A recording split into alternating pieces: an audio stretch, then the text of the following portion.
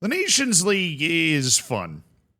It's like a good time. You know, it's like one of the Marvel movies that's not one of the good ones, but maybe you can have fun with the family when you get the popcorn and go to the movie theater, right? You're not going to rewatch it. You're not going to go to somebody's end of their career and be like, wow, look at this amazing goal they scored in the AB relegation match, right? But it's entertaining. It's a movie on a plane, right? I'm watching Battle of Los Angeles on a 7-hour flight to London. Ha! Great. Dudes shooting aliens, you know? Am I going to go out of my way to ever watch it again? Probably not. But does it really matter? It was there. It was more entertaining than international friendlies, and so I'm happy about it. But there's drama brewing. There's drama afoot. And I've got a nose for drama like a bloodhound can smell out a serial killer in a swamp.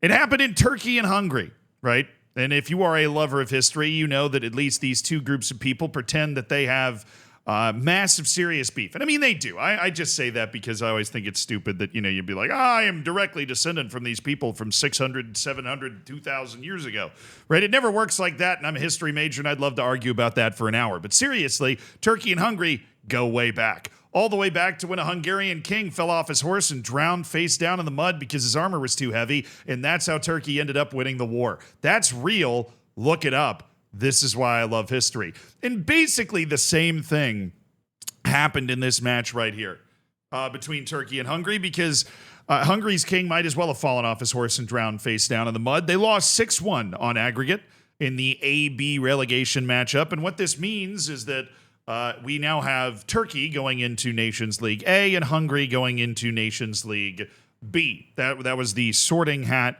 situation that was going on here. And the last match of this was particularly disappointing because Hungary was at home and got gunsmoked 3-0. And the second goal of the match was scored by Arda Guler. Now, Arda Guler is somebody I've known about for a while as an avid player of Football Manager. He's a wonder kid. He's a freaking stud, right? He's one of those guys that's just had it from the time that he was 16 years old and has become a star for the Turkish national team. If you've not been able to watch him with Turkey, I got to watch him with Turkey in person at the Euros that just went down. He is impressive. He's very impressive. He's great with the ball. He leads the Turkish national team, right? He's the type of guy that for the next decade in World Cup qualifying and Euros and maybe a World Cup or two, he's going to be the guy for Turkey, right? He just has that presence. He has that command of the ball. He has that command of his teammates around him. They believe in him. He performs. He delivers. But the problem is that he's not like a super regular player at Real Madrid. But if we're going to be honest, if there's one club that it's kind of socially acceptable for you to not play a lot of minutes at, it's Real Madrid. I mean, it's Real Madrid. Like, of course, you're not going to be playing a bunch of minutes. It's Real Madrid. They have what are you going to do? Get on the field ahead of Mbappe, Rodrigo, and Vinicius Jr., right? He has over 1,000 minutes with Real Madrid this season. But the interesting thing, the drama facet of this is after the match, right? Dominic Szoboszlai, right, who is a player for Hungary, right? Just in case you didn't know that, the Liverpool player also plays for Hungary. He is their best player. And he has, much the same that Arda Guler picks up the flag of the promised one. Dominic Szoboszlai has picked up the flag as the promised one for Hungary. He responded to a post by Arda Guler and said 1,088 with the apostrophe there, which of course means minutes. So 1,088 minutes. Now, this was a picture from obviously during the game where Arda Guler was shushing Dominic Szoboszlai, trying to send a message, and Dominic Szoboszlai is not going to take that lying down. So this was an actual reply to Arda Guler's post where he just basically said the number of minutes that Arda Guler had played for Real Madrid. But as I just said, minutes played is a pretty good comeback. But if there's one club where that doesn't really work, it's Real Madrid. How many minutes was Szoboszlai play at Real Madrid? Like how many minutes would Dominic Szoboszlai actually play at Real Madrid? Would it be more than 1,088? I'm thinking maybe, but I'm definitely not sure. I am not 100% sure that Dominic Szoboszlai is going to be getting over 1,088 minutes at Real Madrid. Okay? So is this the roast that Szoboszlai thinks it is? Maybe not. Do I love it? Hell yeah. Hell yeah, I love it. This reminds me of the Michael Jordan, in The Last Dance. He's sitting in the dressing room, the locker room, right? We're in America, it's a locker room. He's playing with the bat, and he's like, you can trust a man that talks shit when it's even score or when he's losing. What about when he's already lost? This makes me feel like I'm watching Neil Maupay. Like, you've lost the game 6-1 on aggregate. You just got smoked 3-0 at home. And the first thing you do is hit the dressing room to just start hating? That's bold, brother. That's audacious. That's gall. That's temerity. That's gumption right there. This is anything you could possibly think of. But Arda Guler wasn't going to take this lion down. He's a prideful player, right? Even though he looks like he's 12, he's growing into himself, and he took that and then I didn't see this until now. He posted on his story the score of the match, obviously, 3-0 to Turkey. But he added in the score sheet, Szoboszlai one Instagram comment, which, love that. This guy is a joke. Isn't 6 goals enough to shut you up? Boom! Damn! Ho! Yo! That's a good one. That's a zinger. That's a good one. I'm not going to lie. I like Szoboszlai sitting down and being a hater and coming after Arda Guler, but to sit down and be able to edit this or to get, find this on the internet, grab it, throw it back in his face, and then say that, hot damn, 10 points to Gryffindor. All right? Like, that is a big-time comeback from Arda Guler.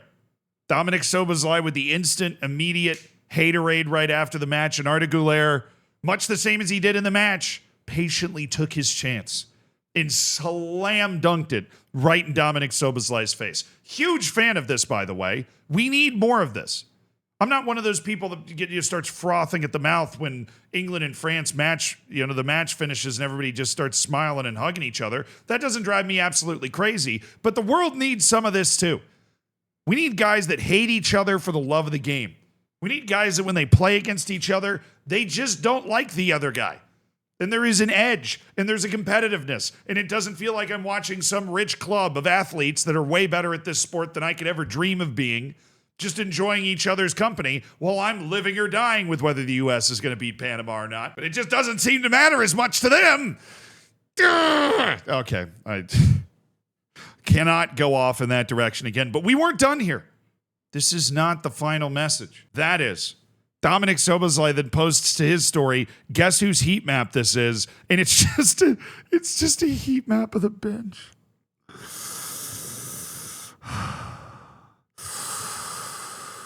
It's good. It's good. It is a good chirp.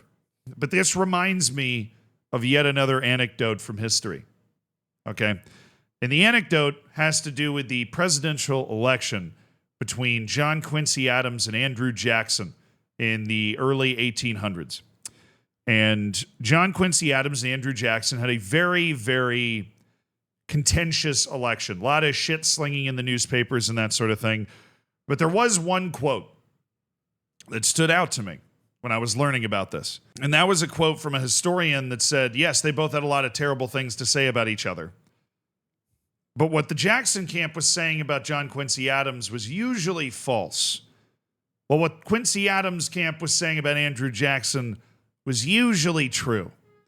And this shit throwing back and forth, it's fun. And they're both sticking the landing. But what Szoboszlai is going for isn't really nearly as relevant as what Arda Guler is going for, right? Like, it's not really as true. Because even if he's not playing for Real Madrid, which he's, you can go ahead and chirp him for that. It'd be a lot easier to chirp him for that if he didn't just beat you 6-1 and score a goal in that match. It's not like he was on the bench for that match. If it really was such a problem that he wasn't playing at Real Madrid, maybe you shouldn't have let him absolutely throttle you in this home and away and be like a catalyst for the destruction of your team. Right? If it really was that, like if what you were saying was that relevant, he wouldn't have been able to go out on the field and just absolutely run you over. But that is of course, what happened. And so I'm going to go ahead and give this shit-talking session to Arda Guler. I think he dominated it, but I love this. I love the fact that it happened. I love Sobozlai for doing this. I love Arda Guler for digging in and clapping back instead of trying to ignore it. All of this is great. Wonderful. We need more of this. Great personality, great contentiousness. But at the end of the day, it was kind of Arda Guler that got it was Arda Guler that took the cake. Oh, I mean, one more. It certainly doesn't help that upon further investigation, Dominik Szoboszlai was the player that turned the ball over, which directly led to Arda Guler's goal. So very hard to win a shit-talking contest when that is how involved you are in the story.